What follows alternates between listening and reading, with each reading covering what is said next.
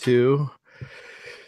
And it's another conversation, a discussion, a reverse redaction of, well, can it really be a redaction if we're not going? I guess it's a present redaction. It's a living piece of art. At the moment, I've said enough. Ford, Suze, Steven Sandridge joining us, another 2A Tacoma Falls alumni. How are you guys? How you doing? Doing well, man. Thanks for inviting me on your show. I'm very honored and privileged to be a part of this presentation. So thanks for having me on. Dude, how you doing, Ford? Before I go on, yeah. Good. I'm good. Nice T-shirt, dude. Thanks for dressing up. So. I am to please. Ford, I can guarantee that you probably didn't get your T-shirt with a bucket of popcorn. So don't feel bad. Oh yeah, look at the T-shirt. So we are talking about the. I almost said it again. I almost say the Pink Panther every time. It's not good. That's also a good film. The different film. Very different. Yeah.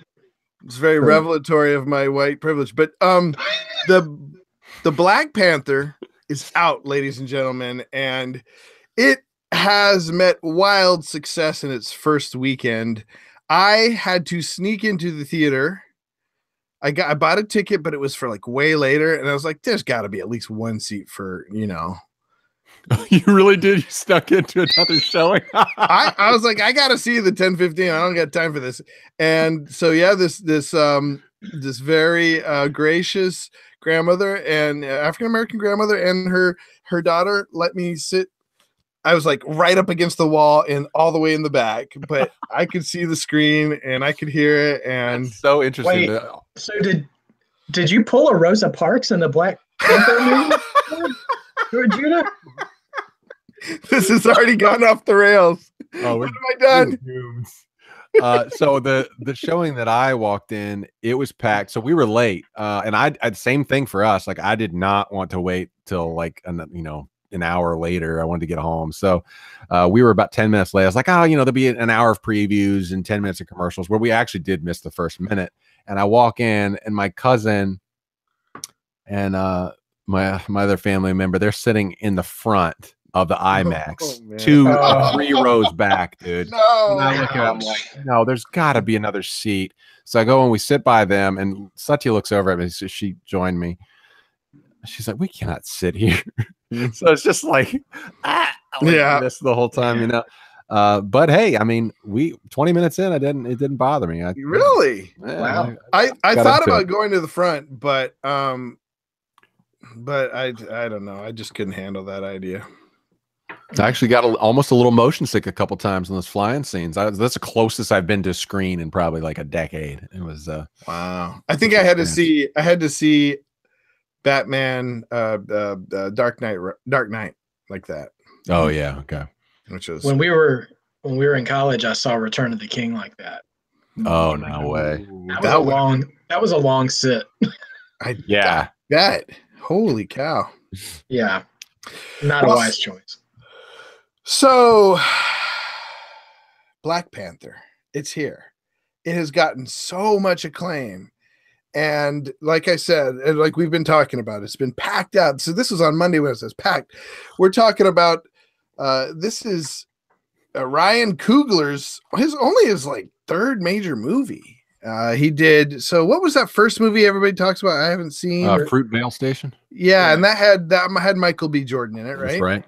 And he helped with Creed, correct? Is that right? Yeah, he also directed Creed. He directed it. Directed it. I didn't realize. Yeah, that was his second one, and that was also Michael B. Jordan. So he has in his contract that he has to have Michael B. Jordan in all his movies.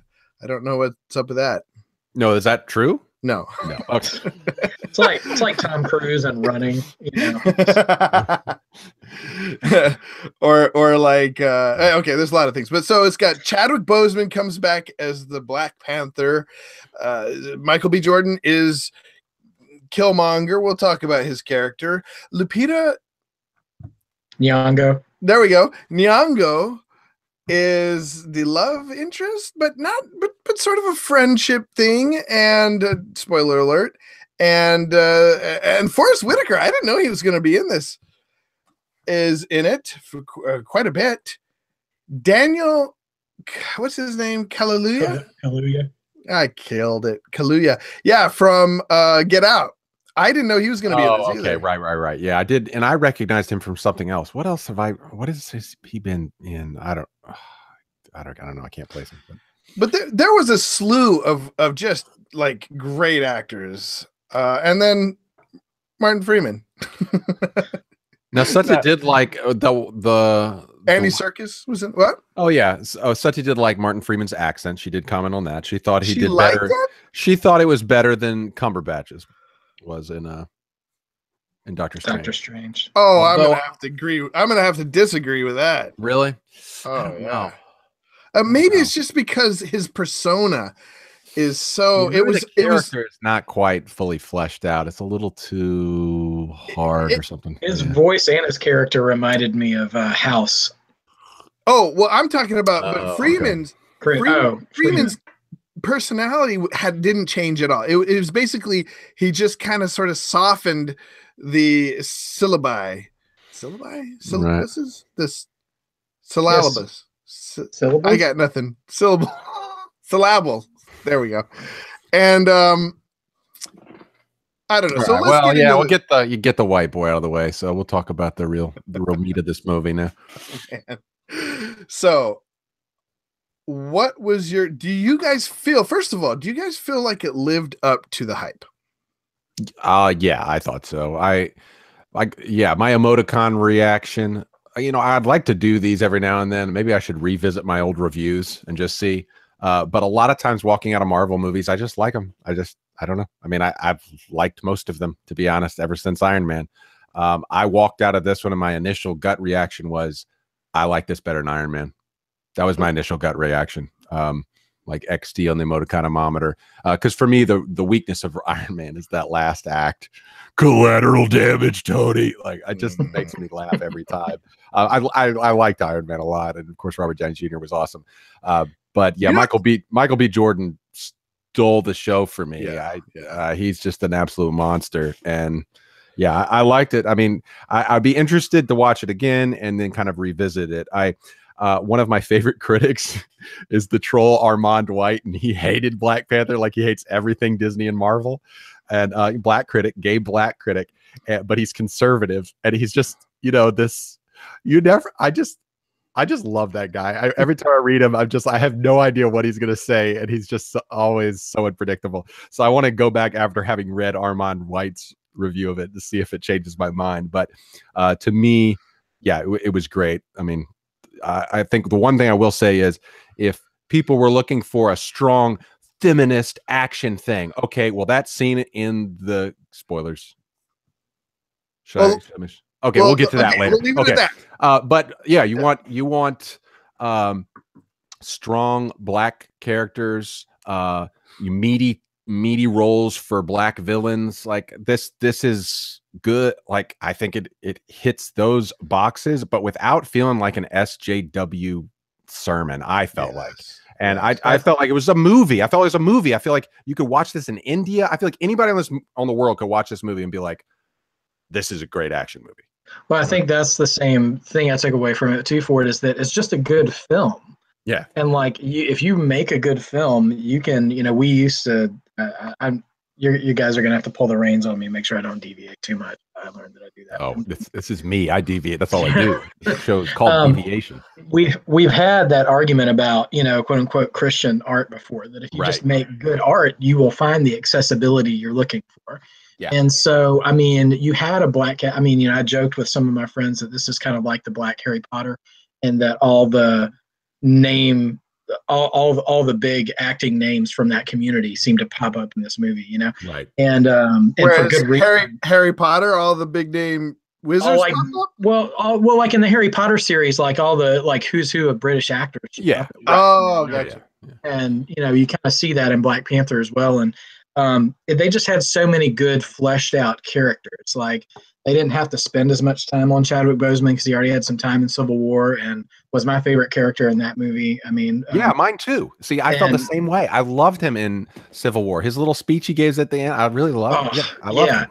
And so they had time. They had the privilege to be able to spend time and with all the other characters.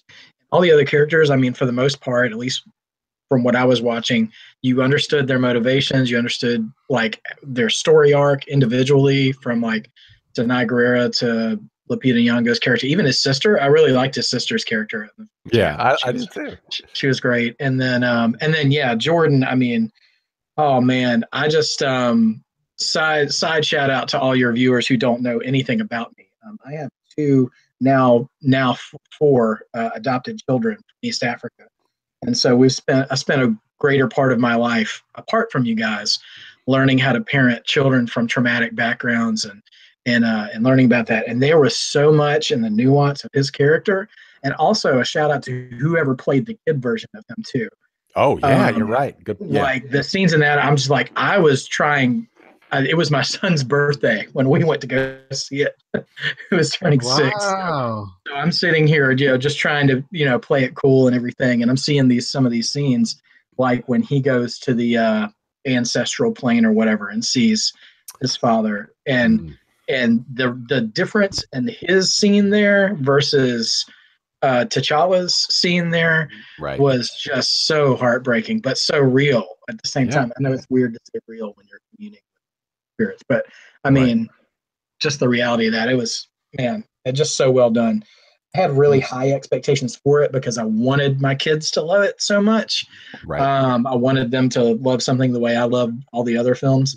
So I was nervous that it wouldn't live up to that expectation, but we sat all the way through both end credit scenes, and the first thing that came out of my kids' mouths, my daughter, who was all about the the female guard, she even named her hockey stick after one of the characters. Nice. Yeah, and she scored 2 goals tonight too, so it worked, I guess. Nice. So she was like, "Oh, Dad, that was so good." And my son, who can be, he's 6, so ball of energy. As soon as it was over, he was like, "Oh, I want to see more." And like that was like a 2.5-hour sit, for him. Wow, so I was like, that's high praise right there. I mean, my son accomplished, man. Like he was wiggling through. He hardly made it through to the 3rd act of Spider-Man: Homecoming. Yeah. All right. Well, I'm going to be the Debbie Downer. All right. I hated it. Bring it down. No, I didn't hate it. I liked it. I didn't think it lived up to the hype. I had some criticisms of it coming out of it. It was a lot of hype. It was a lot of hype, but I think that it also, like, here's the thing, is unlike you, Ford, I am not a huge fan of Disney and I hate Disney, but I like Marvel. I like what they've been doing. Okay, well, I've become increasingly disillusioned with Marvel and their movies. And I was talking about this with Joseph Rhodes a little bit before, he's a mutual friend, a guy who also went to Tacoma Falls, and we're talking about like the problems with making movies like comics. And I do feel like this. I do feel like they have a certain comic quality to them, is that you can't keep that comic. The value of a comic is like, you can cherish it, but you watch a Marvel movie, and even if you really, and I liked it, right? I came out of it, I'm thinking that was a great experience, but will I go see it again? I've never gone back and seen any Marvel movies again. Right. And they have this fleeting comic character to them. And I thought that Black Panther, the way it was getting praised, I thought it was going to have so much more substance. And it did have more substance, right? I do think it did. It obviously, it touched on more politics, really did well with the politics, had great character development. And, well, I'll say it had great acting. And pretty good character development. Yeah, I would agree that I didn't think the character development was necessarily even. Like, right. Because there was a lot of ground for them to cover. But for me, Yeah, it's all Michael B. Jordan for me. Like this movie is his movie for me. The fact that it's called Black Panther, and it's about, it's about the superhero, but there is that correlation to the Black Panthers, and we have basically this violent villain who I found to be personally, and this is somebody who is not really on the side of BLM this whole time. Okay, so like I am not like BLM, Black Lives Matter. Black Lives Matter, and I'm not real pro police either, because I'm kind of on the libertarian side of things. So like my dad the other day, he's not real pro police because he was an ex-convict, but he was, but he's conservative, and so he gets shuffled into, and he kind of shuffles himself into the anti-BLM thing. Well, you watch this Vice documentary about Ferguson the other night about the militarization of the police, and it kind of pushed Dad a little more to the center, because he started seeing it as an ex-convict, and he started like identifying with the Black people in the crowd. He's like, this is stupid. Why are they taking this to another level? Like, some of these people they're not being violent, and they're using tear gas. And so it was weird seeing that, like, oh, like it accessed something inside of his brain. He was able to see their side of it, and I think this movie helped me in that way, because I've always tried to understand where people are coming from in terms of like Muslim terrorists, for instance. And one of the best movies I think about that is Syriana, where it shows a man who becomes a terrorist, but you see what led him to get there. And Marvel's hinted on this, a few times with Iron Man, with Age of Ultron, where Iron Man's weapons of mass destruction killed people, and people sought to get revenge later on, and I think that they've touched on that a bit here. And so now we get to see that effect on the Black community, and they did it. I thought they handled it very well. I was like, I totally understand why this kid's like this. And if I were that dude, I would be doing the same thing. White, Black, Muslim, Christian, Hindu, atheist. It doesn't matter. Like I'd be attaching myself to, you walk in, you see your dad dead. Yeah. So I thought the backstory for that, it helped you put, I think it's a pretty soothing movie at this time for us to at least understand where everyone's coming from. So his line at the big spoilers here. Wait, let's wait on spoilers. Hold it. Should we get into spoilers now? Well, I want to hear just really quick, Steven. So Michael B. Jordan is my favorite part. That's what I was saying. Okay. What? I'm sorry, I was so lost on words. So sort of your reaction to, like, what were you? Did you see some downsides to the movie? Downsides, I will say there are there's the age-old thing about Marvel kind of having a villain problem with there not being a lot of effective ones. And he's gone. Do we lose you? Well, I'll actually, hopefully we'll get him back. But to piggyback on that, I just felt like, okay, like I liked Michael B. Jordan. Are you back? He's not back. I liked Michael B. Jordan, but I didn't feel like there was enough of him. I felt like they spent way too much time at the beginning sort of rehashing stuff we've already seen. They actually used footage from Civil War. I'm like, come on. Like, let's. Yeah, I agree with that. Yeah, I agree. And instead of spending more time, one, with Michael B. Jordan, and two, showing T'Challa actually being king. Like, I felt like the whole thing was the transition. And, okay, I got you. He didn't actually get into the everyday, the day-to-day. Right. King. We needed to start more in the middle of things in medias res. We need to start more in the middle of things, like get to the action. Yes. I do. My one complaint for the movie would be, okay, well, I don't want to there's a certain point in the movie where we lose any sort of narrative about where T'Challa is, and I would have preferred that had been handled a little differently, because the movie, I don't know, that would be my thought on that part. But I think, well, and not just T'Challa, you lose Killmonger for like, in fact, I timed it. He's in one scene at the beginning and kind of a flash, like a little bit towards the end. I mean, a little bit towards the middle. And then his major part is only about 20 minutes of the whole movie. Yeah, but they're pretty potent 20 minutes. I don't know. I think, okay. Yeah. Are you back, Steven? Hello, we have Steven.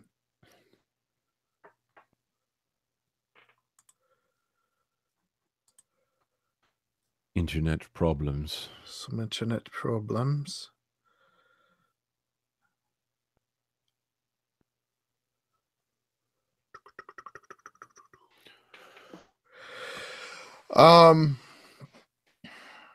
So what is it that you like so much about Michael B. Jordan? Because I'm a Michael B. Jordan fan. I actually thought that my experience with him in The Wire helped inform this movie more than any other of his roles. Actually, and Creed, to be honest. But what did you like so much? Oh, we got Steven back. What did you like so much about him? Got triggered. Had to leave. Yeah.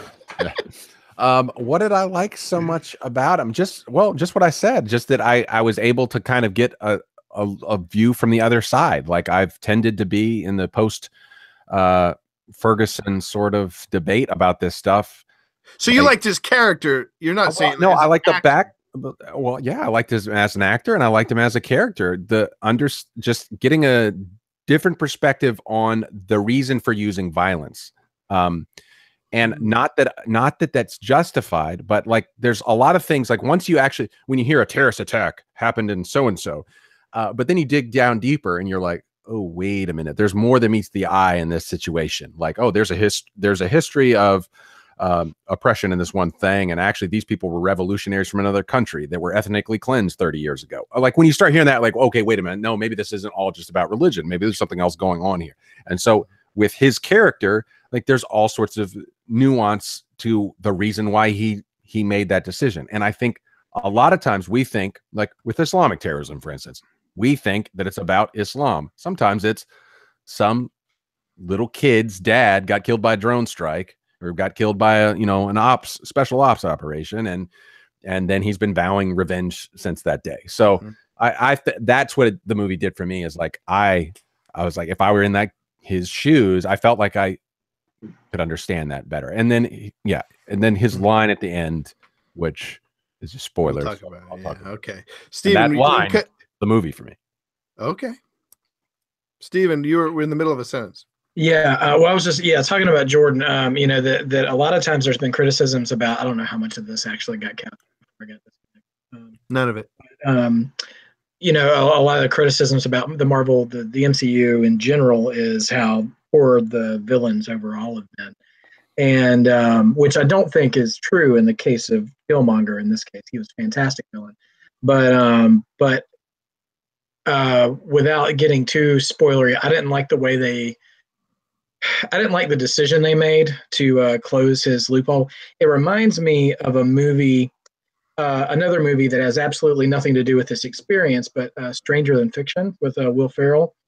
There's a scene in that movie where it's the one where he hears a narrator narrating his life all the time, and he hears that he's going to die. And so at the end of that movie, the author has a conversation with another character where she's going to decide whether or not he lives or dies.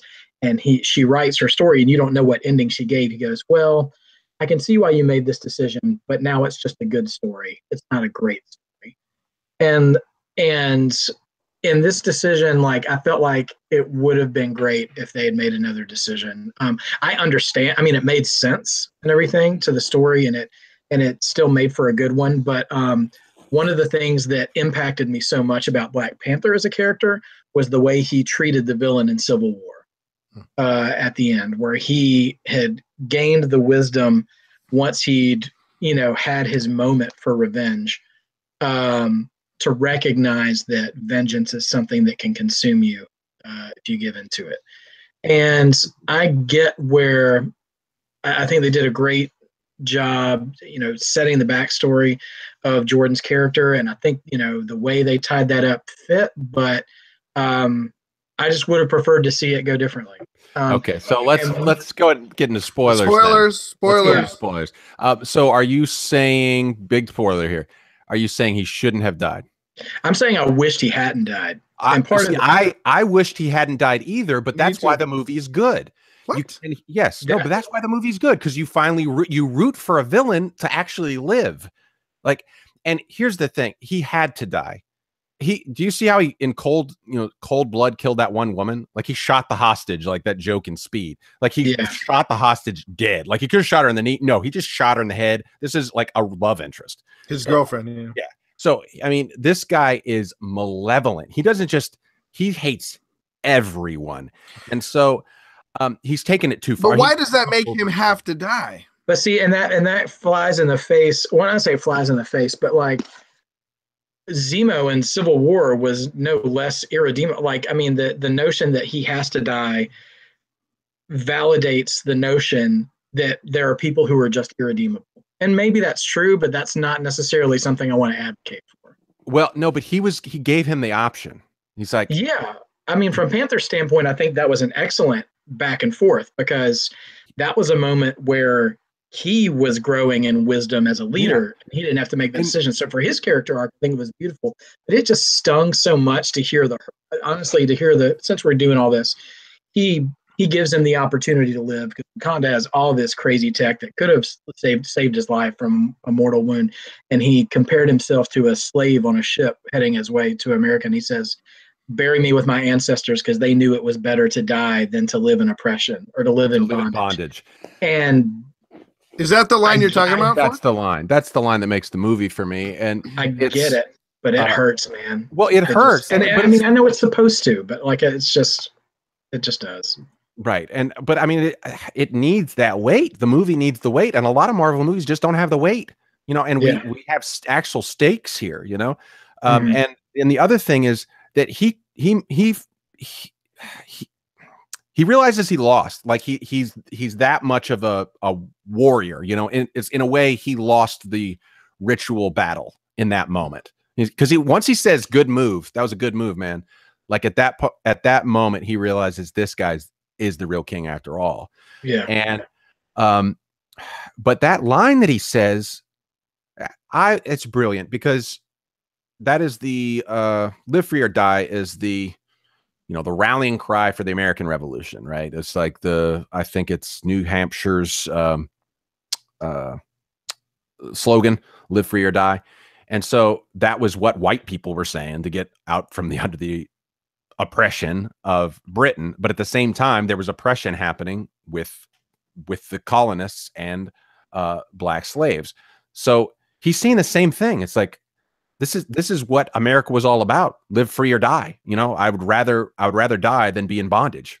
Same thing. And I just hearing him say that, I know it's obvious, or should be obvious, but for that to be in a Marvel movie, again, it's just kind of like holding this back up. And for people on both sides of debates that have gotten very skewed, because they've been using demagoguery to split us all up and see each other as white and black, see each other as blue or black. That moment was like, yeah, I did want him to get better, but I did want him to be saved. Like, I didn't want him to die. Yeah. But I'm not arguing the well-craftedness of it at all. I mean, it was fantastic. And I think really, and this is just me coming out of the movie for a minute and being like, I know this movie's getting at least one more sequel because of how much it knocked it out of the park. Oh, right. Yeah. And they lost, I mean, and losing him in the movie, like, I don't know much about Panther's rogues gallery folklore. I know of one who was in the first movie, who is one of his historical nemesis, but who wasn't presented as such. But yeah, his girlfriend. But the other, his girlfriend. Oh no, I was thinking about something else. What was his name? M'Baku. From the Native tribe. He's also another main villain in the. That's right. The white. Well, yeah. They can't call him Man-Ape. Yeah. I mean, it's a little bit of a bad look. But Lupita Nyong'o's character, she actually plays like not Maleficent, but some like name like that. She's a bad guy in the comic book mythology. Okay. So but anyways, initially I was afraid, like, where are they going to go from here? That is a good point. Yeah, I mean, and that's all. I mean, you know, and that's just from a selfish standpoint, because Jordan did such a good job. But not just from a selfish standpoint. I think from a writing standpoint, it wraps it too much in a bow. The whole thing just was wrapped up at the end, like everything's okay now. And if I'm not saying he should have been left alive and become part of the tribe and yay, he's redeemed. I'm saying he says, okay, you know, he heal me, and he pretends to be, and then he kills somebody major and runs away and sets it up for the next season or next. And I'm not having one of those Kevin Feige destroyed my childhood moments or anything, but you know, you grow up watching. You grow up, though. I think you guys can vouch for me with this. You grew up watching things like Batman the Animated Series or other things like that, and those villains just get locked up and they break out and you fight again. And like, so this whole like die-hard Lethal Weapon, we have to kill the big bad at the end of the movie and they never come back. Right. You know, I mean, there was a real life tragedy with. That was a real life tragedy with Heath Ledger and the Joker, you know, and Nolan's in series, and they couldn't revisit it. And so, like, in moments like that, I'm like, if you know you have something really effective, unless the actor just wants nothing to do with it, you know, I know there's nothing you can do, but you can write them off without being able to not give yourself an opportunity to bring it back. Yeah, see, I just don't like the serial. That's one of the things that's a weakness for comic books for me. Is just the saga nature of it, that it just can keep going on forever and ever and ever and ever. So yeah, so we have a preferential difference there. Yeah, I do. Yeah, so I do like the finality sort of thing. And I think there's an intellectual inconsistency there for me too. Like where I do prefer when it's like it's just a good movie, but I mean, by the same token, the reality is we're gonna get more Panther movies. Right? This is part of a saga. True, and it is a shame that we're not going to have Michael B. Jordan back for that. I personally loved the. I was talking about action now. Like I love the second challenge for King. You know, between him, Michael B. Jordan, and T'Challa. I just thought the things that he was saying there. I mean, my dad is an ex-convict, and so you know when you hear how criminals fight, like the things the trash talk that Michael B. Jordan's character Killmonger is throwing out there is just like, "This is your king." Yeah, I don't know. I thought it was good. Yeah. Oh, it was fantastic. I mean, every bit of like posturing from everyone in that third act battle, whenever somebody, you know, just dropped to do a hero pose or had a one line or everything, I was sucked in the whole way. It was fantastic. Michael B. Jordan was huge too. He was huge. Yeah. He was physically intimidating, physically imposing, and that's saying. I mean, because you think of him playing that character in the first season of The Wire. I mean, he was just a little kid, you know. I mean, he really bulked up for this, and he's never been that big, not even in Creed. No, I mean, no, he put his work into this movie. So, yes, he made the movie for me. Well, I had a few things that I wrote down some notes. I was watching it. I said I wanted more Michael B. Jordan from the beginning, you know, see like what his day-to-day was like. I felt like there was a real tension between, there was two movies here. There's a movie about T'Challa being a king, and there's a movie about Michael B. Jordan. And I feel like both stories lost out because they had to show both. What do you guys think? You know, I think there's some credence there. One thing though, I like how those two sort of married together in the very end. You know, Ford, earlier you were just talking about the present day politics of it all and the division of everybody. And one of the things that annoys me the most about social media is all the complaints with no offers of solution. And I really appreciated him, even though it wasn't necessarily had to be his personal place to do so, because it was more the sins of his father than that of himself, to go to the site of where all that tragedy started for Killmonger, and try to reach out to that neighborhood and and make improvements there, and have an actual and there's I don't know how far you guys want to go down this rabbit hole, but there was very clearly a story thread of what do you do when you have the necessary means to fight injustice in the world. Do you stay insulated or do you go help? And that I tried to plug the phrase "America First" out of my ears as much as I could, so I could enjoy the movie when I heard that first. And it's a very complicated issue in the real world, of course. And it was a really complicated issue for T'Challa. Yeah. And so I thought it was really a really neat thing for them to do, to take that last scene and to make that kind of a decision, like just saying I'm going to use this opportunity to try to prevent more Killmongers from being created. Right. And what I do like about that, this is again, I feel like Marvel, I mean, they're only teasing at it on a superficial level, but I liked some of the conflict in Civil War that a lot of people didn't like about, how far can we let individuals go with their defense and their capabilities? Like, no, we need to come under the auspices of a global government. And Captain America's like, no, I sided with Captain America. Other people liked, Tony. Here it's about protectionism, and caring for your own versus, quite frankly, colonialism. And so they called them the colonialists. I was about to say, did you catch that one? Yeah. Oh yeah. Right. But then, as someone, I lived in India for a while, and there's this constant tension, because you see things, you're like, oh, well, I would like to do it this way. Well, yeah, maybe that works back home, and maybe that one thing does need to be changed. And there are things that do need to be changed. There are things that need to be changed in India. There are things that need to be changed here. I mean, Indians are pointing out right now, like the gun violence problems that we have here.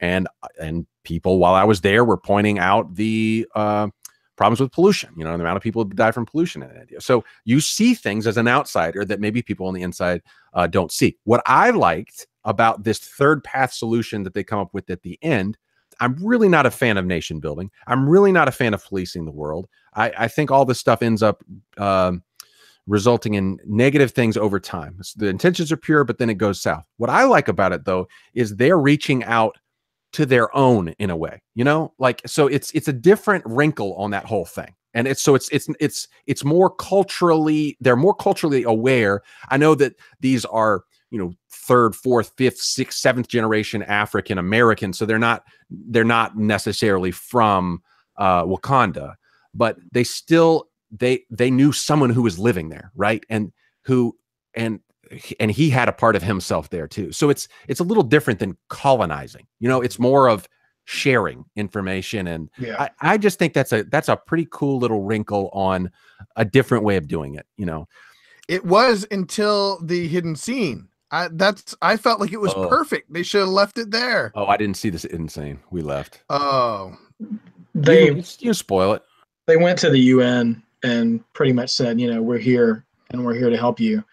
I mean, Judah, fill in the gaps so I miss anything. The only thing I remember is that someone scoffed at him. They're like, what could some third world nation have to offer us? And, T'Challa just kind of smirks at him. It's like, you don't even know, man. He says basically, like, I know a guy in a Panther suit disagree with you. Yeah. But basically, I don't think he actually says it, but it seems like they're going to give the weapons to the UN. I didn't get that from that scene. Okay. I just had them just kind of saying, like, we are Wakanda, we are exposing ourselves to the world, we are here to assist, like, and things, and we have things that can help.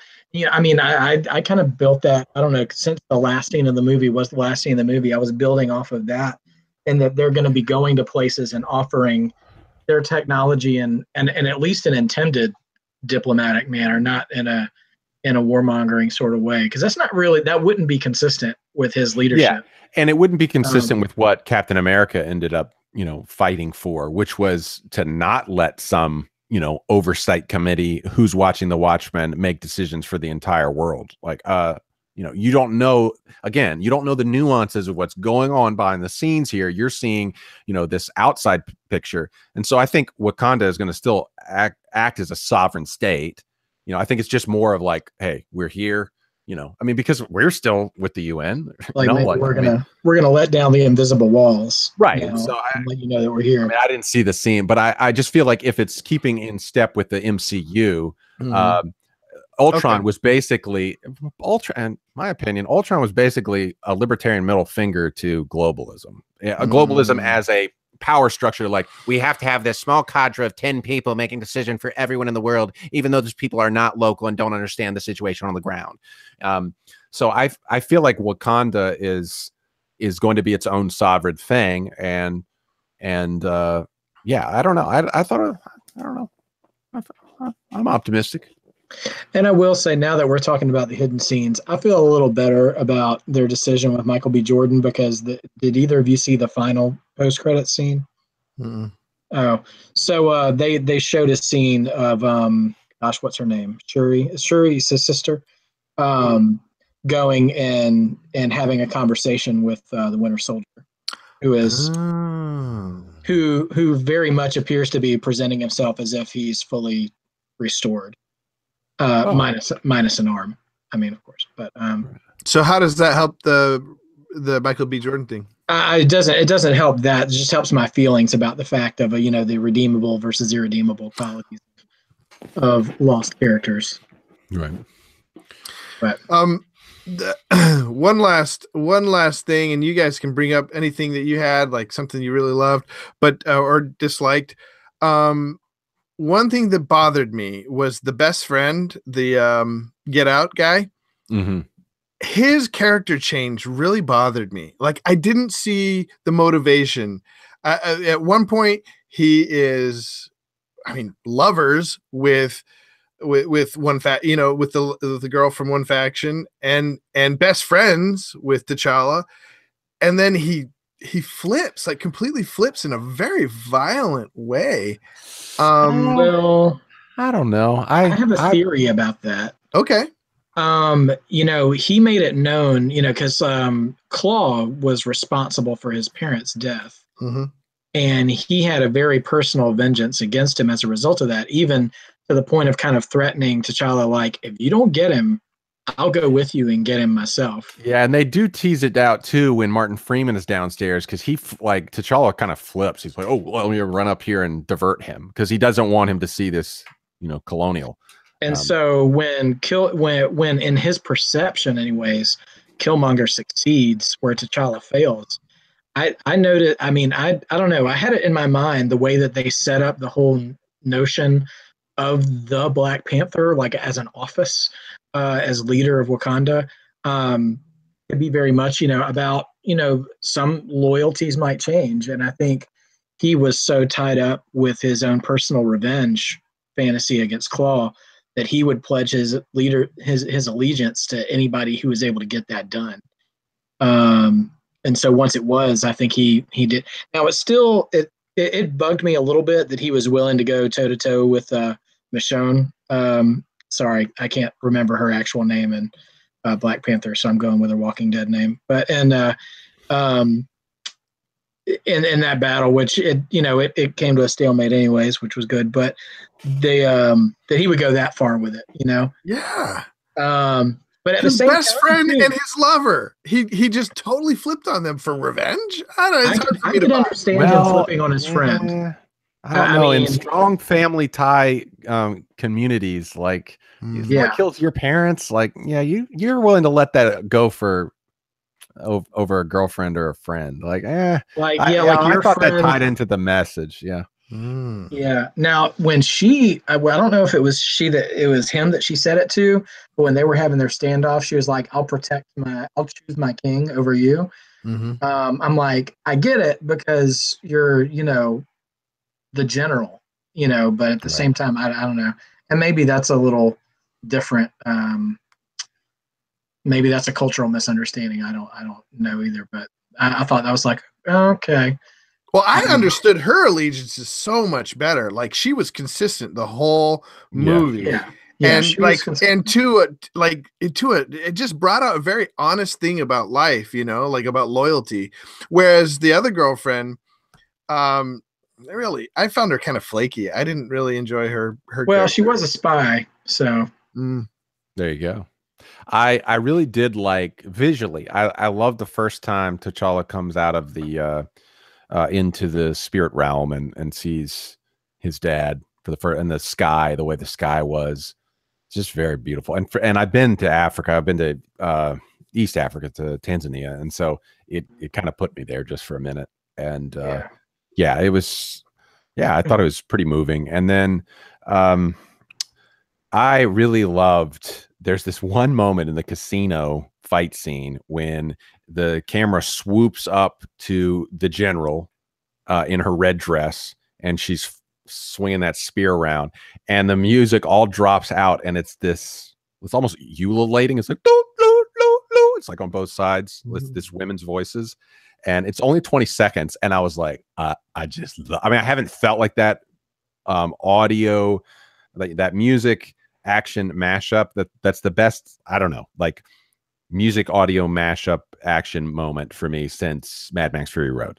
And there's a moment in Mad Max Fury Road, that Brothers in Arms scene, where she's like, fool, and then the music kicks in and he drives, and they had to go through that canyon with the bikers. Anyways, that's one of my favorite action scenes of all time, and this movie for 20 seconds put me in that kind of mode.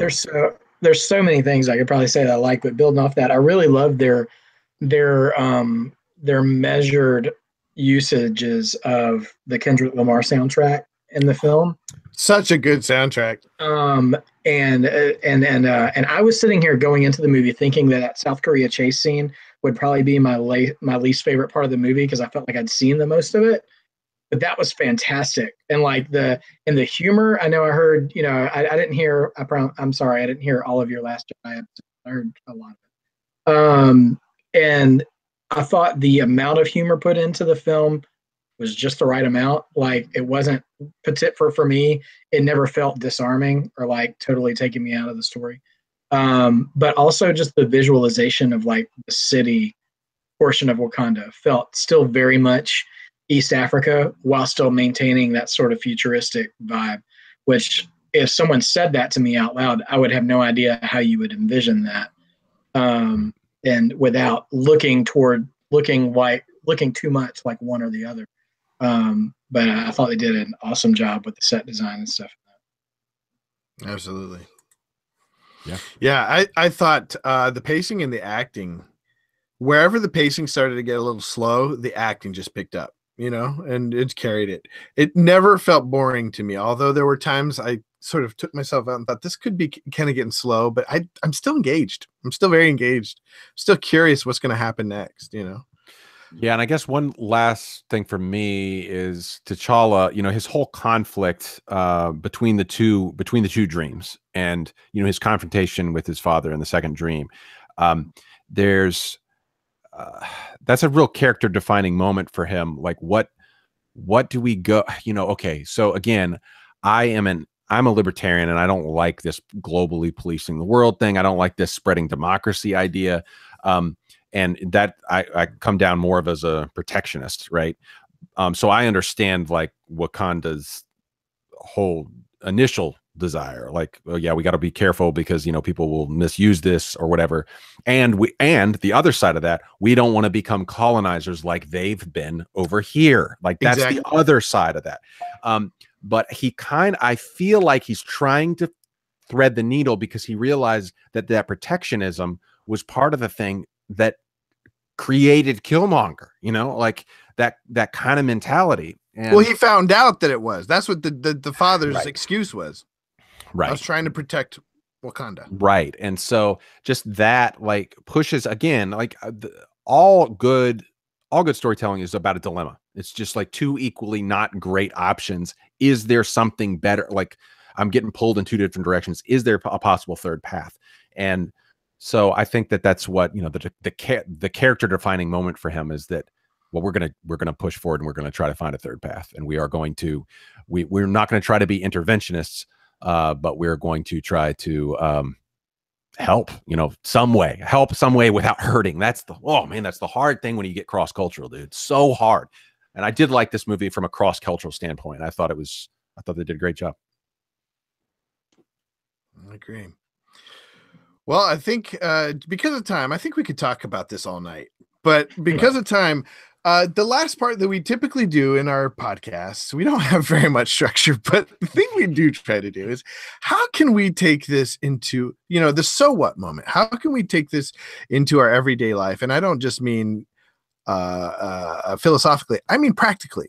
I mean, tomorrow, when you picture your day, what did watching the message, the visuals, whatever it was, what did the experience of Black Panther give you for tomorrow?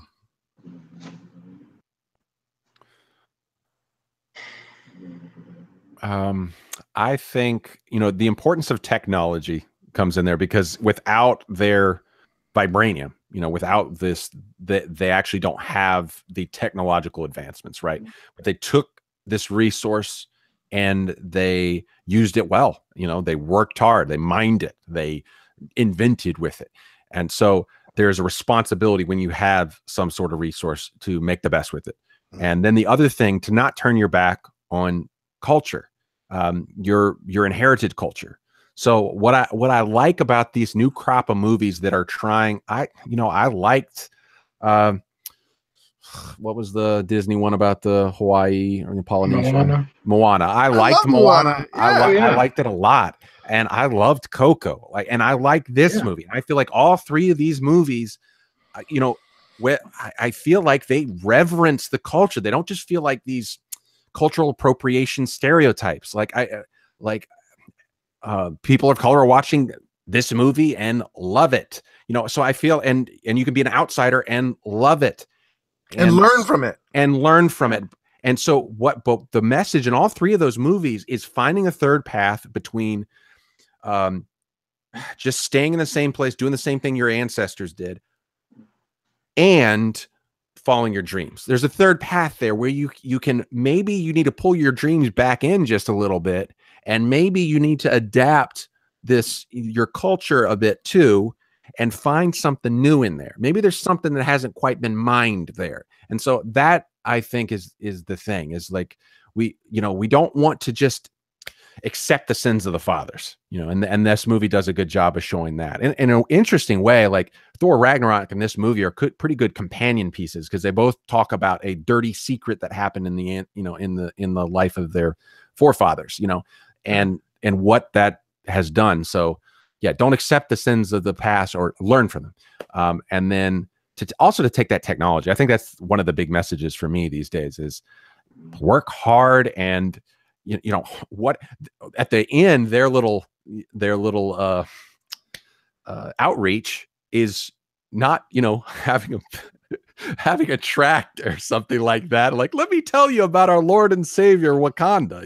It's like, look at this technology we made. We're making this stuff. We actually have something hard that you can actually use. So actually that did leave a really fake $20 bill on the UN. You flip the spaceship over, and underneath it says, "Guess what? Jesus is out of this world." T'Challa. Drink this. I think to piggyback on what Ford said, though, is that to be humble enough to admit that your culture's history has flaws doesn't mean you still can't embrace it. Right.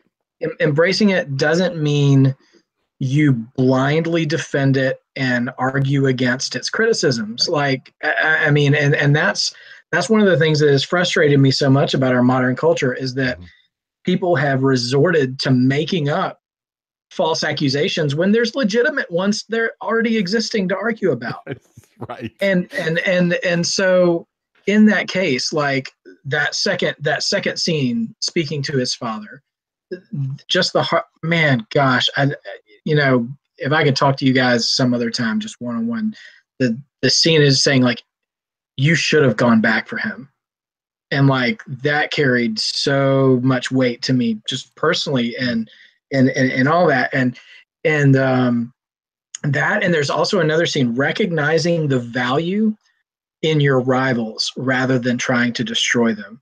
In the first scene where he's challenged for his throne, one, he opens it. I know it's ritualistic and it's part of Wakanda's culture, but he opens himself up to be challenged. He's not too proud to do that.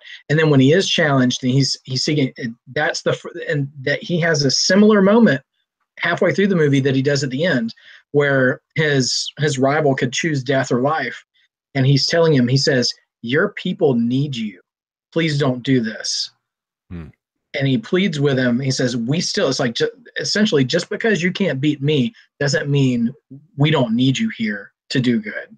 Right. And boy, we don't live in that culture right now. Yeah. No. Yeah, I think we should resurrect the trial by, or not trial by combat, but like leadership by combat. Like, let's have a UFC fight here for the celebrity death match. That's what it would be now at this point. Not to death, but a little UFC fight for the board, for chairman of the board.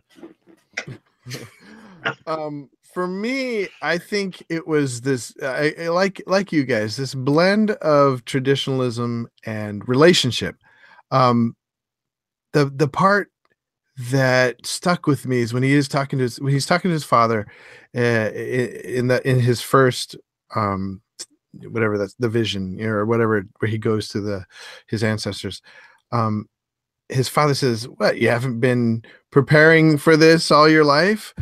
And he says, "No, that's not what scares me. I'm going to miss you." But the thing there, that his relationships, T'Challa's like understanding of relationships and his love could thrive within this structure, within this the safety of the things that he's been building towards all his life. There's the security and confidence that he has as a king. And it put some anxiety in me, because I started thinking, what have I been preparing for all my life? Right. And not that we all have to be kings, although it comes at a great time, because I'm teaching the kids I have at my school. We're learning about anger, and I'm teaching them the difference between animal anger and king anger, and how we use anger to be successful, and as an energy. Anger is energy. So that's about being a king. But the preparation and the value of traditions, the value of that, but not to the point of destroying human life, not to the point of disregarding human life. With maybe the uncle had to die, but the son could have been redeemed. And like he said, you've created a much bigger monster than any of that would have ever done. Right. And it reminded me of that scene with Gandalf. Remember when he's talking to Frodo, and they see Gollum coming up. Pity Bilbo didn't kill him when he had the chance. And what was his response? To deal out death and judgment. Right. It was a really bad Ian McKellen impression. It was pity that stayed his hand.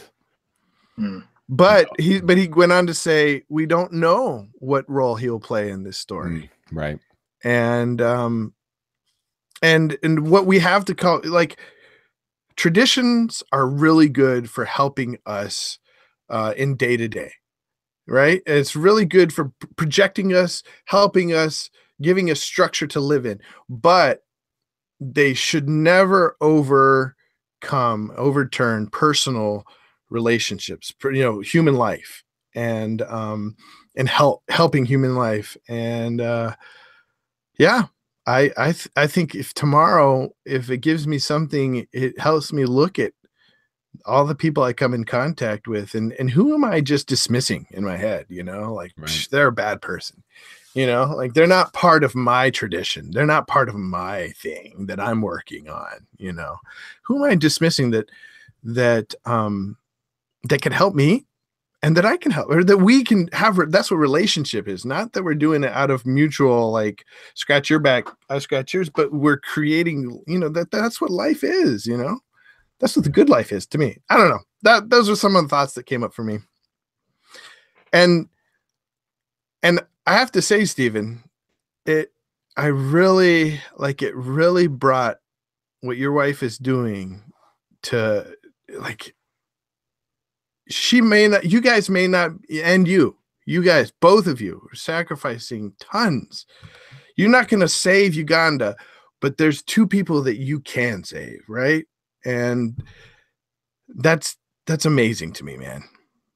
I appreciate the sentiment. Cards on the table. I would try to shy away from savior language myself. I mean, because I still very much am the idiot that went to school with you guys for 4 years. But I think if savior language, that's good. That's true. I received that. That's good. For the purposes of this conversation, though, I'll say that this current situation we're in was something of a surprise. It was not. It wasn't something we'd anticipated. Certainly not the way that it looks right now. And you just kind of come to a point where you have to. We had to decide for ourselves, like, okay, we're going to commit to fighting until it's impossible to fight anymore. And so that's where we are on that. And so when I see these films and stuff, and I think about I totally recognize the beauty in the story. And this is a movie, if I heard it, go back to the theater, support it again. I'm definitely buying it when it becomes available to own. No questions asked.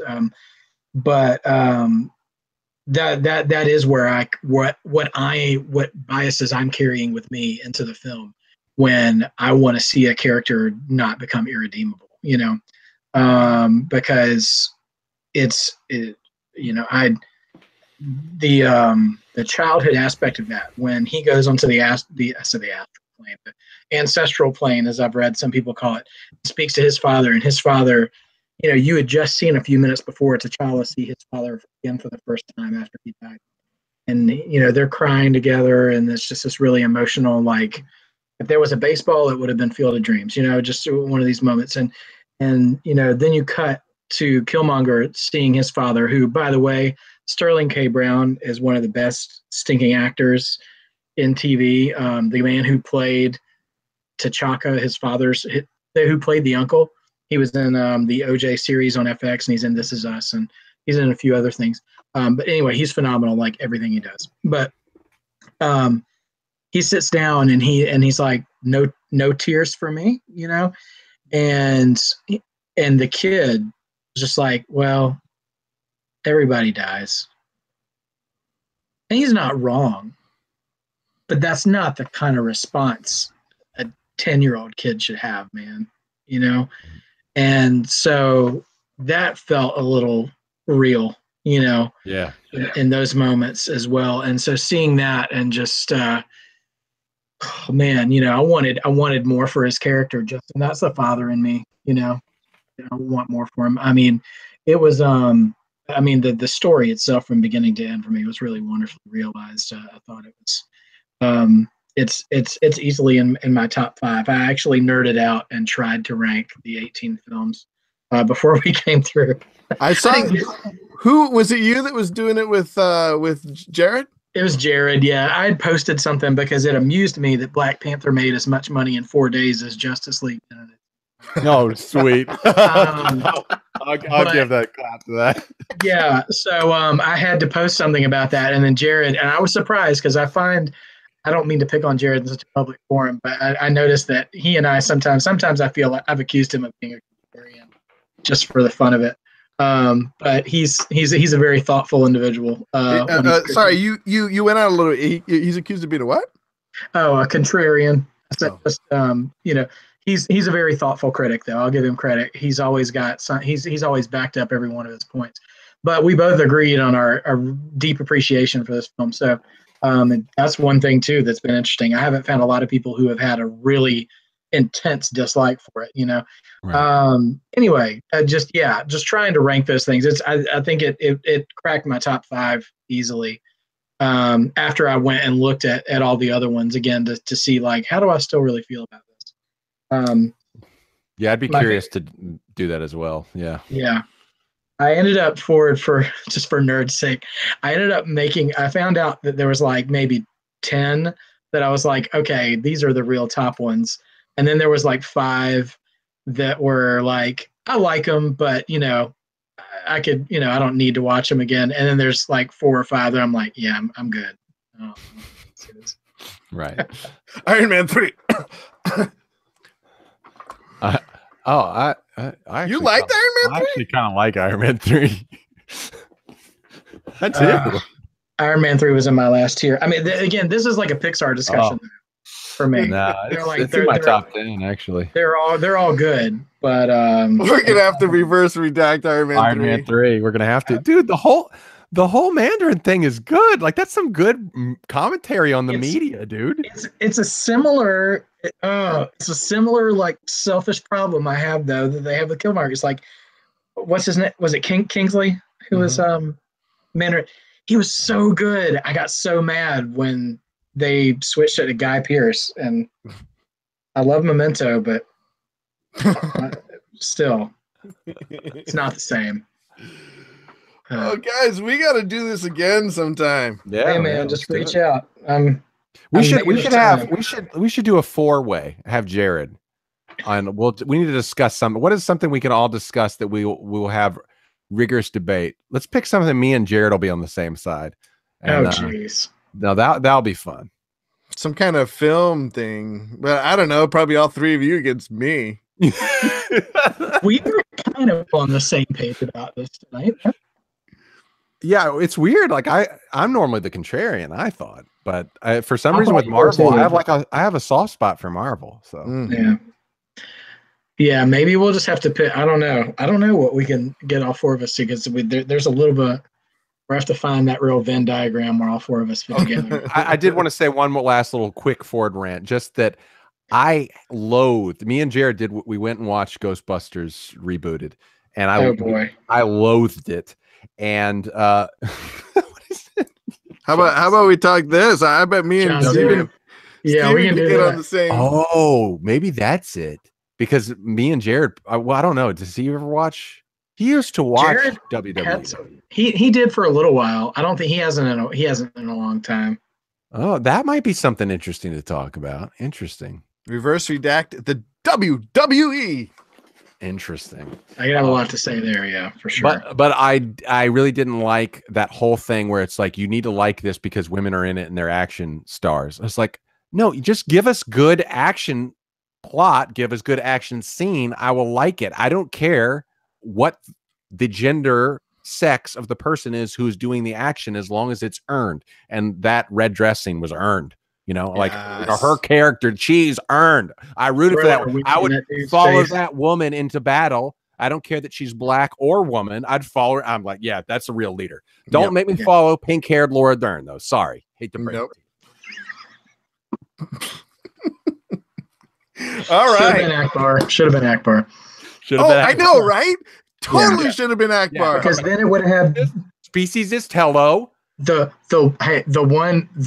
The one-liner they never get to say. It's a trap. I've done it. As he's dying. Yes. It was a trap. It was a trap. I set a trap for them. Yes. Okay, it's late. Yeah, I'm tired. I gotta go see if my kids are running around. But this has been wonderful, guys. The fun thing is, I believe you, Judah. Oh, so do I. I know. I gotta go check, make sure mine are still asleep. All right. Well, it's been a pleasure, gentlemen. Pleasure. I forgot what I always supposed to say. Get to work. There is plenty to build. Make your own myth. And now, Steven, you got to come up with something. Something too. Wakanda forever. Hey, I'll do that. I will actually erase. Is this cultural appropriation? Okay, no, we'll do it that way. We'll do it that way. Give the old Black Panther salute. Right. I will follow. I will follow T'Challa into battle. No doubt. Same here. All right, brothers. Thank you, gentlemen.